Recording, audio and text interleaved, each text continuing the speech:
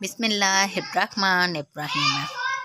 हज़रत इब्ने उमर रज़ियल्लाहु ताला अन्हु बयान करते हैं, रसूलुल्लाह सल्लल्लाहु अलैहि वसल्लम ने फरमाया, जब तक बंदे की रूह हल्कूम तक ना पहुँचे, अल्लाह इसकी तौबा कबूल फरमा लेता है। मिशकातुल मसाबी हदीस नंबर 2343।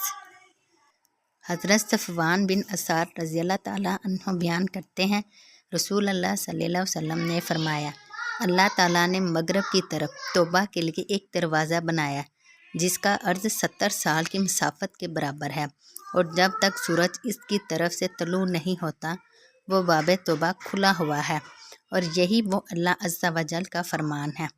तर्जमा, जिस रोज़ तेरे रब की बात निशानियाँ आ जाएंगी तो किसी नफ्स का इस वक्त ईमान लाना फ़ायदा मंद नहीं होगा जो पहले ईमान नहीं लाया था।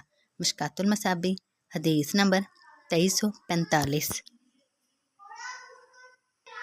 हज़रत माविया रज़ियल्लाहु ताला अन्हु बयान करते हैं, रसूलुल्लाह सल्लल्लाहु अलैहि वसल्लम ने फरमाया, हिजरत मुनक़ता नहीं होगी हत्ता कि तौबा मुनक़ता हो जाए, और तौबा मुनक़ता नहीं होगी हत्ता कि सूरज मगरिब से तलू हो जाए।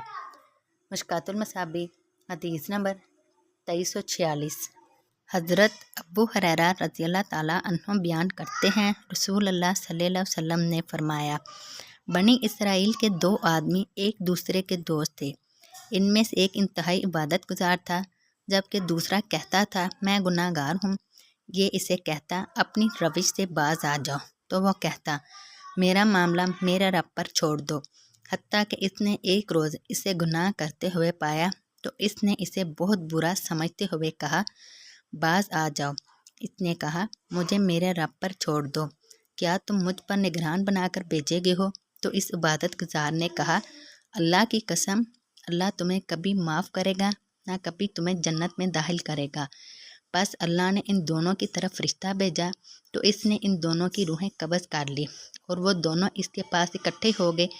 तो अल्लाह ताला ने गुनाहगार शख्स से फरमाया, मेरी रहमत के साथ जन्नत में दाखिल हो जा, और दूसरे से फरमाया, क्या तुम ताकत रखते हो कि तुम मेरी रहमत को मेरे बंदे से रोक दो?